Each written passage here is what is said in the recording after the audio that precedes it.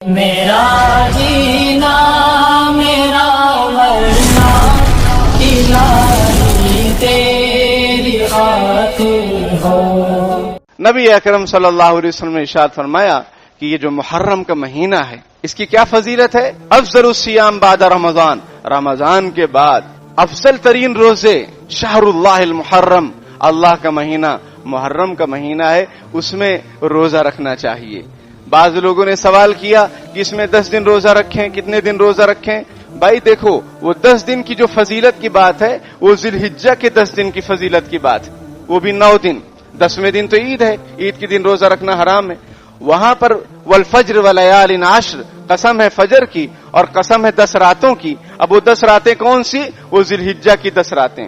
محرم الحرام میں 10 اس کا مسئلہ کچھ نہیں ہے، 1 سے 10 اس کا کوئی مسئلہ نہیں، پورا مہینہ محترم ہے، پورا مہینہ چاہے جب جتنا روزہ رکھو، جتنا ہو سکے آپ سے روزہ رکھیں، نفل روزے رکھیں، آپ کو ثواب ملے گا، افضل ترین روزے کہلائیں گے آپ کے۔ ہاں، اس میں اور کیا عمل ہے؟ اس میں ایک خاص عمل یہ بھی ہے کہ نبی اکرم صلی اللہ علیہ وسلم عاشورہ کا روزہ رکھتے تھے۔ عاشورہ کا معنی کیا ہوتا ہے؟ عاشورہ یہ 10 سے بنا ہے، عشرن سے بنا ہے، عشرن سے عاشورہ، اس کا میننگ ہوتا ہے 10واں۔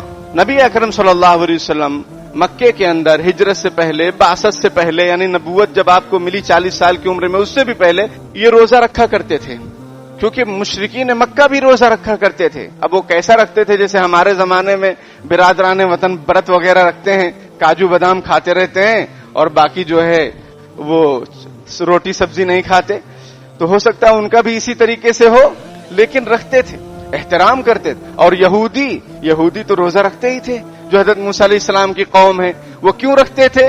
وہ اس لیے رکھتے تھے کہ اسی 10ویں تاریخ کو اللہ پاک نے بنی اسرائیل کو فرعون سے نجات عطا فرمائی تھی۔ فرعون کا لشکر دریا میں ڈوب گیا تھا اور بنی اسرائیل اور حضرت موسیٰ علیہ السلام اور ان کی قوم آرام اور عافیت کے ساتھ دریا سے بچ گئی اور فرعون سے نجات پا گئی۔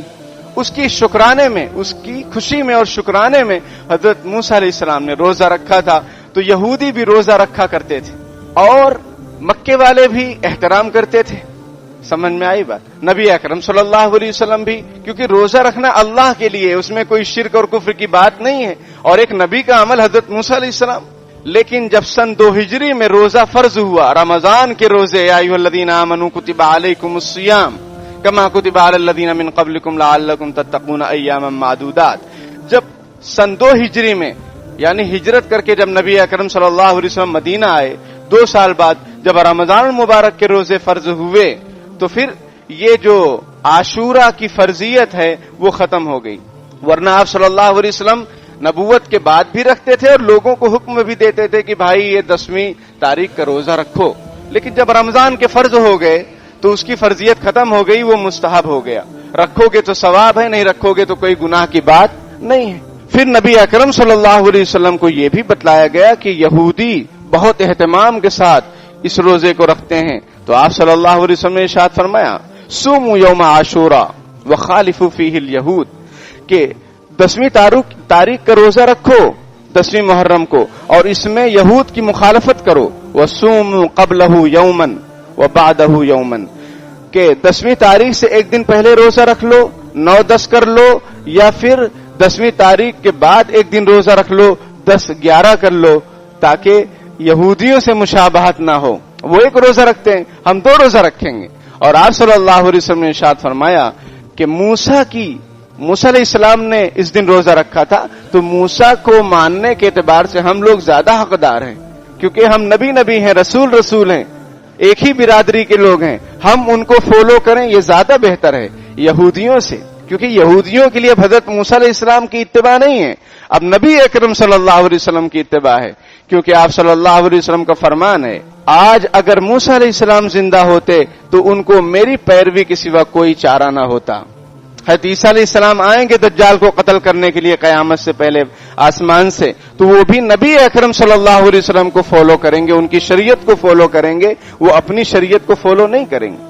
تو تمام دنیا کے لوگوں کے لیے اگر کوئی رسول ہے آپ صلی اللہ علیہ وسلم کے مبعوث ہونے کے بعد، تو حضور صلی اللہ علیہ وسلم ہے، محمد رسول اللہ صلی اللہ علیہ وسلم ہے۔ اب کوئی اپنے دین پر عیسائی رہے، کوئی یہودی رہے، کوئی جو ہے غیر مسلم رہے کہ ہم اپنے دین پر ہیں اور شادیاں رچائیں، جیسا کہ آج کل سننے میں آتا ہے کہ تم اپنے دین پر رہو، ہم اپنے دین پر رہیں، یہ سب بکواس ہیں، اس کی کوئی حقیقت نہیں، کسی کا کوئی دین نہیں۔ ان الدین عند اللہ الاسلام، اللہ کے نزدیک اب صرف اور صرف ایک دین ہے، وہ ہے مذہب اسلام۔ بقیہ وَمَن يَبْتَغِ غَيْرَ الْإِسْلَامِ دِينًا فَلَن يُقْبَلَ مِنْهُ، اسلام کے علاوہ آدمی کسی اور دین میں دلچسپی رکھتا ہے، قیامت کے دن ہرگز اس سے قبول نہیں کیا جائے گا۔ صرف ایک دین ہے، وہ ہے دین اسلام۔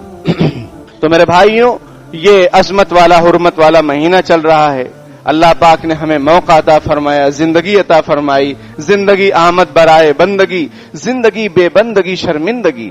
اللہ پاک نے ہمیں اور آپ کو جو زندگی عطا فرمائی وہ بندگی کے لیے، اللہ کی عبادت کے لیے، اطاعت کے لیے، نہ یہ کہ ٹائم پاس کرنے کے لیے، نہ یہ کہ ادھر ادھر اپنا وقت ضائع کرنے کے لیے۔ اس لیے جتنا ہو سکے نفلی عبادت کا اہتمام کیجیے، روزہ رکھیے۔ میں تو یہ بارہا سمجھاتا ہوں آپ کو کہ جو آپ کے قضا روزے ہیں، فرض روزے جو چھوٹے ہیں، آپ ان کی قضا کر لیجئے۔ آج کل موسم ٹھنڈا چل رہا ہے تو آسانی کے ساتھ روزہ رکھنے میں کوئی دشواری نہیں، بہت گرمی ہو تو آدمی کو تکلیف ہوتی ہے۔ تو جو اپنے ذمے فرض روزے چھوٹے ہیں سفر کی وجہ سے یا بیماری کی وجہ سے یا لاپرواہی کی وجہ سے، سمجھ میں آئی بات، یا سحری کے وقت پتہ ہی نہیں وقت کا، کھاتے رہ گئے آگے، یعنی مان لیجئے 4:10 کو ٹائم ختم ہو رہا ہے، یہ 4:15 تک کھاتے جا رہے ہیں، تو ان کا روزہ نہیں ہوا۔ اب روزہ نہیں ہوا تو اس کو کیا کرنا ہے؟ قضا کرنا ہے۔ سمجھ میں آئی بات؟ سفر کی وجہ سے یہ عورتوں کے مخصوص ایام میں اگر روزے چھوٹے ہوئے ہیں تو یہ بابرکت مہینہ، عظمت والا مہینہ چل رہا ہے، اس میں نیکیوں کے ریٹ بڑھ جاتے ہیں اور گناہوں کا وبال بھی بڑھ جاتا ہے، تو ان ایام کی قدردانی کرنی چاہیے۔